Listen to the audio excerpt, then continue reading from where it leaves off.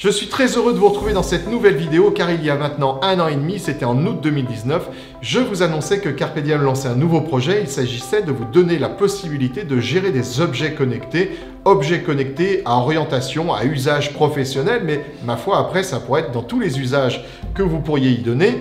Eh bien je crois aujourd'hui Zacharia qu'en tant que chef de développement, tu as quelque chose à nous annoncer. Effectivement Didier, on pourra dire aujourd'hui que la V1 de MonIoT est prête, est finalisée. Ah, alors MonIoT, tu nous parles de MonIoT, effectivement le projet a pris un nom, on va dire. Il y a donc 1 an et demi, je vous annonçais juste que c'était un projet qu'on lançait. Et bien maintenant, on a trouvé un nom, le nom qui va bien, on va dire, en tout cas on le pense. C'est la contraction de Moneo, qui en latin veut dire surveiller, analyser. En gros, vous prévoyez un petit peu ce qui va se passer avec IoT. La contraction des deux nous donne MonIoT.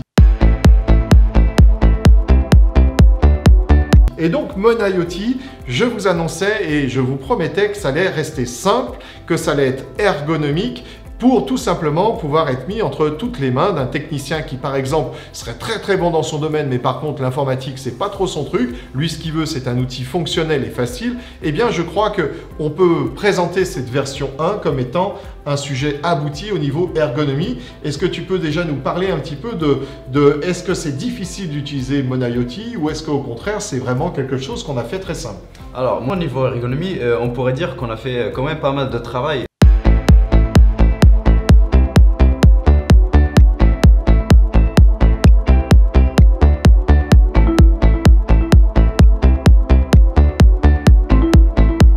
Ça veut dire qu'on a réussi à rendre simple à utiliser et très facile à utiliser un sujet qui est très compliqué. On va le dire. Donc Zacharia, effectivement, on a fait pour que ça soit très simple. Maintenant, qu'est-ce qu'on peut dire? Est-ce que c'est un site web? Est-ce que c'est un logiciel? Est-ce que tu peux nous expliquer un petit peu comment cela va fonctionner chez notre client?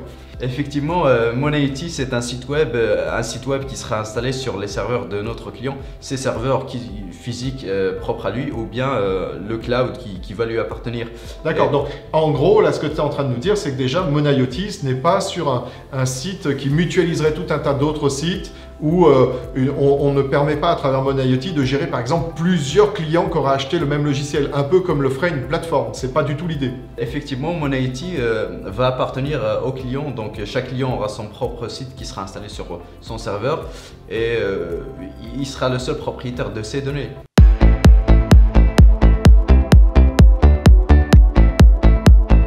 D'accord. Donc, c'est un point qui est effectivement très important, c'est-à-dire que quand on va vous vendre le site de MonIoT, eh bien le site MonIoT, vous allez donc l'installer, comme tu le disais très bien, sur votre propre serveur. Alors que ce serveur soit en cloud ou qu'il soit en local, il n'en restera pas moins que vous serez le seul à accéder à ces données. Alors, on va le voir dans un petit moment. Le seul, pas totalement, parce que vous pouvez quand même donner l'accès à certains de vos clients avec qui vous pourriez justement vendre un petit peu ce service de surveillance des objets connectés. Mais pour l'instant, on va en rester sur le fait que seul le propriétaire du site a l'accès à ces données. On n'est pas sur une plateforme où tout serait mutualisé et donc vous avez toujours un petit risque au niveau de la CNIL, au niveau RGPD. Là, il n'y a aucun problème.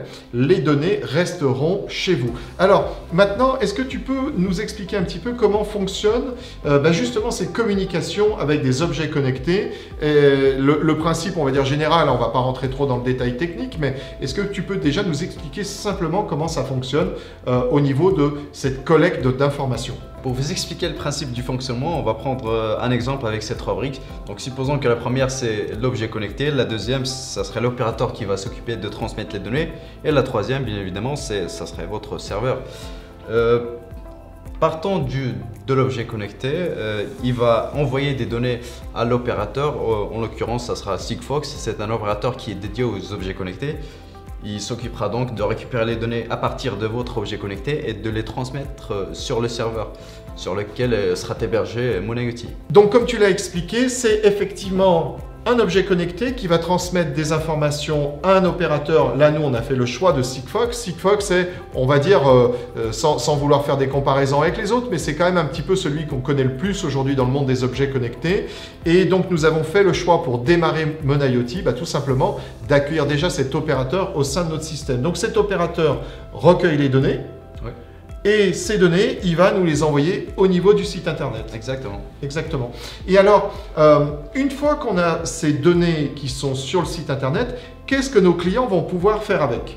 Donc une fois que vous allez recevoir les données sur votre site, vous allez pouvoir les visualiser, soit dans des tableaux ou des graphiques.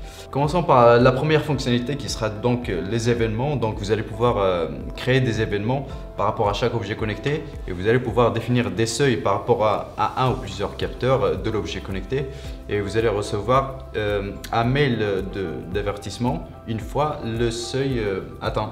Ok, donc d'ailleurs vous avez dû le voir hein, depuis le début de la vidéo, on vous met des slides qui sont juste derrière nous.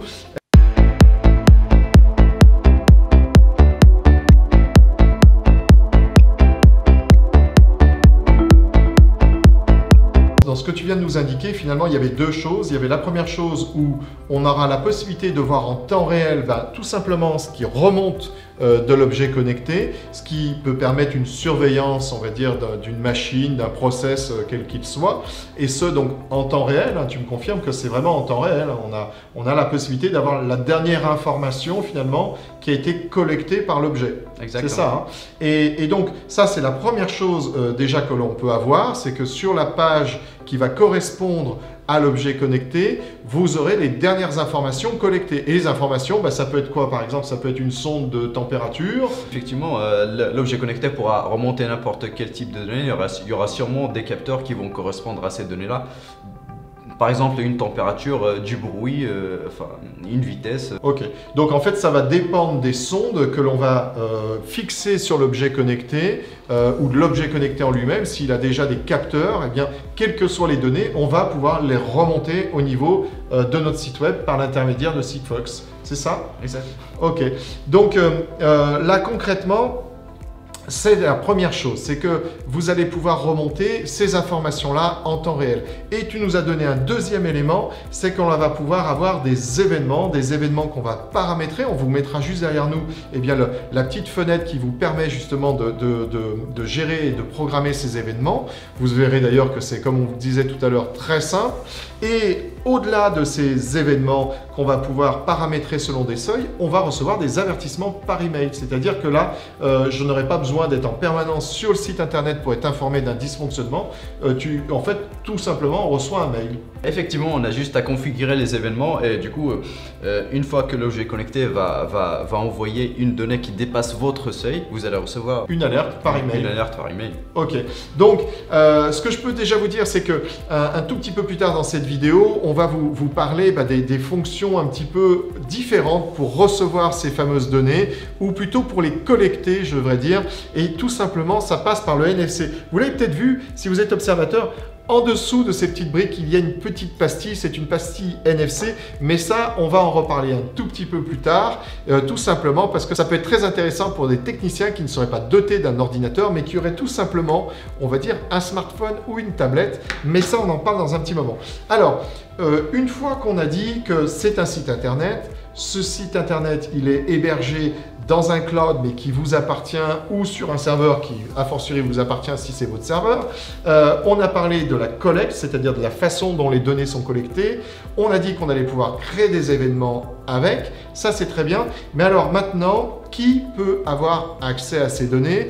Et est-ce qu'il y aurait la possibilité pour le client, pourquoi pas, d'imaginer que ses propres clients puissent suivre les informations d'un objet connecté qui serait dans les locaux du client, si vous m'avez bien suivi. Qu'est-ce qu'il est possible de faire à ce niveau-là et comment ça va fonctionner? Tout simplement pour la gestion, on va dire, des droits et des utilisateurs. MonaiIT vous permet de gérer les droits de vos utilisateurs, donc vous pouvez spécifier quelle personne a le droit d'accéder à quel IoT. On a plusieurs listes de droits, administrateur, technicien ou un simple lecteur. Et vous pouvez aussi, bien évidemment, si vous le souhaitez, donner l'accès à vos propres clients. D'accord. Donc là, concrètement, cela veut dire qu'on a plusieurs rôles. C'est-à-dire, chez vous, vous aurez donc des gens qui seront considérés comme des administrateurs de la solution, qui auront tous les droits. Il y aura donc des techniciens qui, eux, auront des droits, mais un peu plus limités, qui pourront intervenir, par exemple, sur certains objets connectés, mais pas sur tous, hein, c'est bien ça. Et puis, on aura des simples lecteurs. Donc, eux, ils auront juste le droit d'aller recueillir les informations, d'aller les visionner, mais pas plus. Et on peut inviter vos propres clients. C'est-à-dire que vous allez pouvoir gérer les accès, bien évidemment, de vos salariés, mais vous pourrez aussi inviter vos clients à venir visionner des objets connectés, les données en tout cas de ces objets connectés qui seraient installés dans des machines leur appartenant. Là, je vous représente le truc, c'est-à-dire que vous êtes possesseur du site web MonIoT, vous avez vos propres collaborateurs, vous avez des objets connectés qui sont installés dans des machines, on va supposer dans des machines industrielles que vous avez vendues à vos clients, et vous allez pouvoir donner l'accès à ces clients-là justement aux données collectées par ces objets connectés. Donc, vos collaborateurs ainsi que les collaborateurs de votre propre client auront la possibilité d'accéder à ces données. Mais cela étant, avec des droits qui sont évidemment définissables, on va dire individu par individu. C'est-à-dire qu'un client, en gros, il n'a pas tous les droits par rapport, on va dire le client final n'a pas tous les droits par rapport à un administrateur qui aurait, lui, la gestion du site. Hein, c'est ça, hein? Exactement. Ok, donc est-ce que tu peux nous dire comment ça va se passer pour aller inviter justement vos clients, c'est-à-dire ceux chez qui vous avez mis des objets connectés? Est-ce que c'est une chose qui est compliquée ou est-ce qu'on a utilisé une méthode, ma foi, très simple? Oui, pour les invitations, il n'y a pas plus simple. Sur le site, vous aurez un bouton inviter un client et vous n'avez qu'à définir son adresse mail et votre client va recevoir un formulaire d'inscription sur le site. D'accord, donc effectivement, un simple bouton, je mets l'adresse mail. Alors, il y a de la sécurité néanmoins, c'est-à-dire que vous avez un mot de passe qui lui sera demandé.